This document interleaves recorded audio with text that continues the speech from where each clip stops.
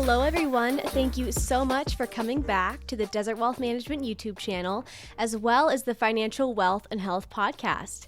My name is Isabelle.clausen, a financial advisor at Desert Wealth Management, and it's my mission to help Gen Z and millennial professionals work toward financial freedom.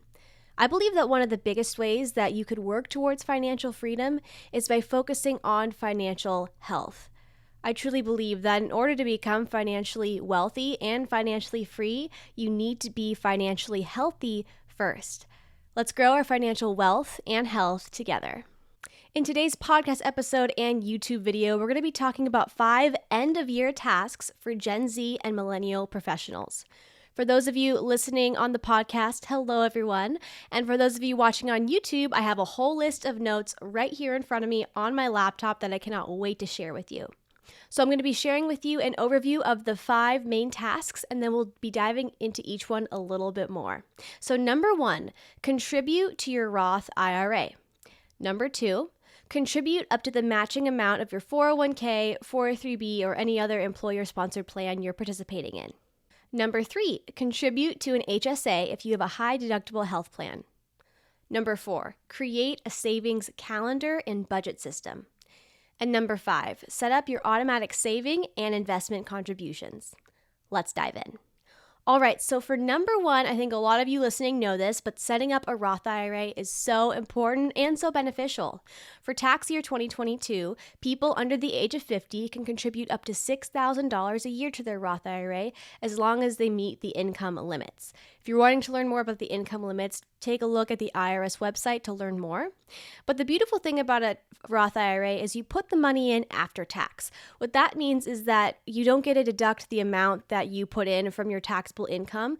However, as that money grows and it's invested, when you take the money out when you're 59 and a half or older than that, you could take the money out tax-free. So any money that grew off that original contribution, you could take out and you don't have to pay taxes on it.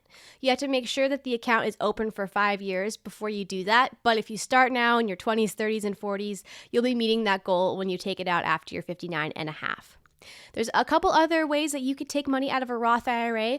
We won't touch on it today, but I think it's an amazing retirement tool to use to help you save money and then be able to take out that money tax-free down the road. All right, number 2, contribute up to the matching amount of your employer-sponsored plan.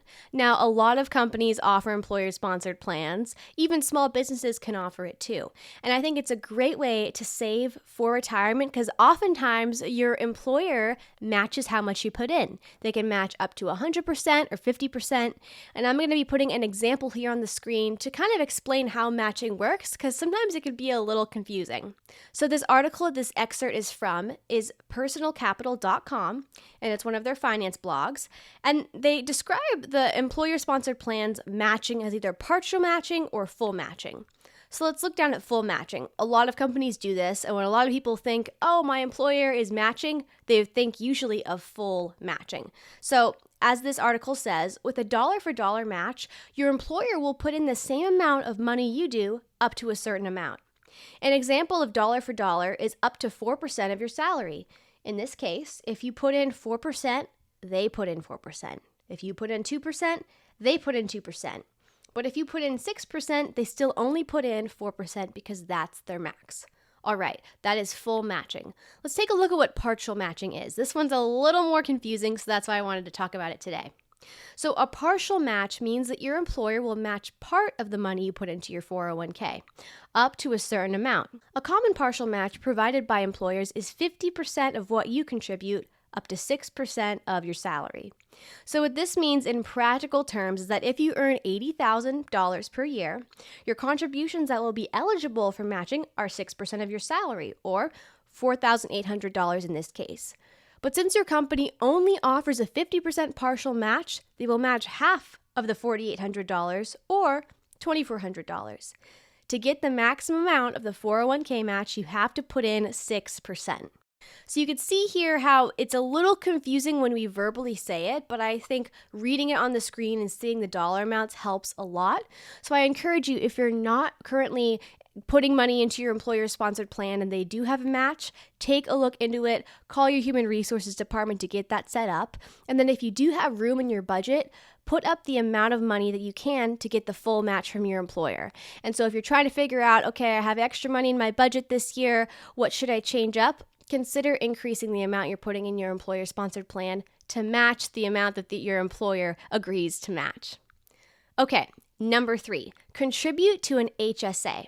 So if you're single, for year 2022, you could put in $3,650 into your HSA. Well, what is a HSA, you may ask? It's a health savings account. The beauty of it is if you have a high deductible health plan, you could put money into an HSA. One of the best ways I like to explain the benefits of an HSA is it has a triple tax benefit. How that works is your contributions that you put in reduce your taxable income. So if you put in $500, your taxable income is reduced by $500. That's the first tax win. The second tax advantage has to do with if the HSA is an investment account. So a lot of times you could have investments in your HSA account so that the money could grow. And the tax benefit occurs when it comes to investments because all of that earnings growth grows tax-free, which is awesome. And then the third tax benefit is the qualified withdrawals when it's used on medical expenses are also tax-free. How amazing is that? So there's 3 tax benefits of the HSA. And the beautiful thing is, even if you're under a certain age, as long as the money is used for medical expenses, it's tax-free. How awesome. Another piece of information about the HSA that I want to share is that it rolls over year to year. There are some plans, one known as the FSA, the Flexible Savings Account, where if you don't use the amount in the account in the given year, you lose the money. However, with an HSA, it rolls over year to year. So even if this year you don't need to pay off medical expenses with your HSA, it could roll over to next year, which is so helpful, especially as you get older. A lot of times healthcare costs go up. Another point I want to talk about getting older. So you could even use the money you save for non-medical expenses after age 65 without any penalties. The taxes will apply to this, but there will be no penalties. So that's also a really unique part about as you get older with this plan. What you could also pay for some Medicare costs with an HSA as well. So it's a great plan to start when you're young because you get some of the tax benefits now when you're young, and it could also help you down the road as you grow older. All right, number 4. This is one of my favorites, and it's create a savings calendar. I'm going to be sharing my screen and showing you a sample client. She's a fictitious client named Sophie Wright, and I dive into her financial life, and we'll have a couple other upcoming episodes and videos explaining some of her financial plan. But if you do want to work with me in financial planning, I create a specific savings calendar just for you, and it'll look probably pretty similar to the one that I made for Sophie. So over here, Sophie Wright, yes, she's a fictional client, but she's age 23. She makes a salary of $60,000 before taxes and everything else taken out, and she lives with a roommate. And so that's where she's at in life. She has some goals to save for a down payment on a home, as well as saving for retirement and saving for a fun Europe trip. So I want to give you a sneak peek into her life and what her savings calendar looks like. But first I want to dive into her budget. What does her budget look like, and how does she know how much she has left over to save or spend each month? Well, let's take a look at her monthly income.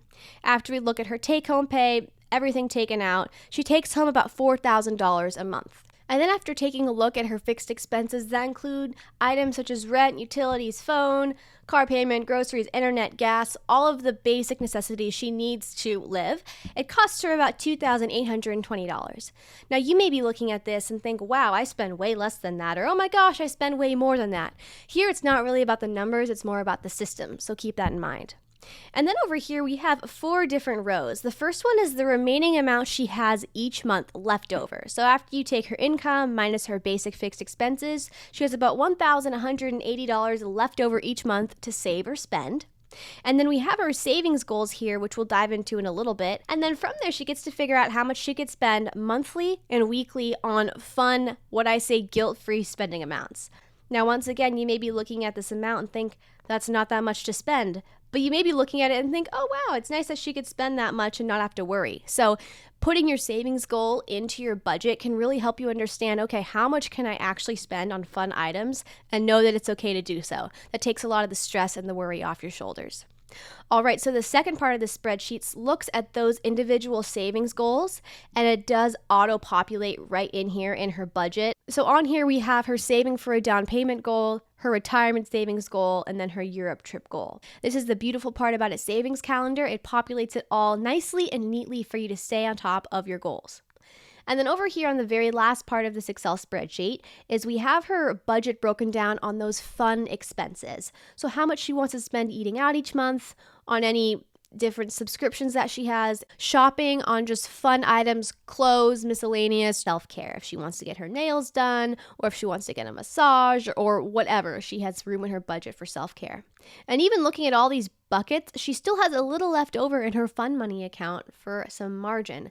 And so we could see the impact of a savings calendar and how it can really direct your budget. And so as the end of the year comes around, have one of your main tasks and goals to create a savings calendar. And if you want some guidance in creating your savings calendar, please feel free to schedule a free complimentary phone call with me. It's at the link in the description box and the show notes below. I would love to work with you on this project. All right, the fifth and final year-end task I encourage Gen Z and millennial professionals to work on, and that's to set up automatic savings and investment contributions.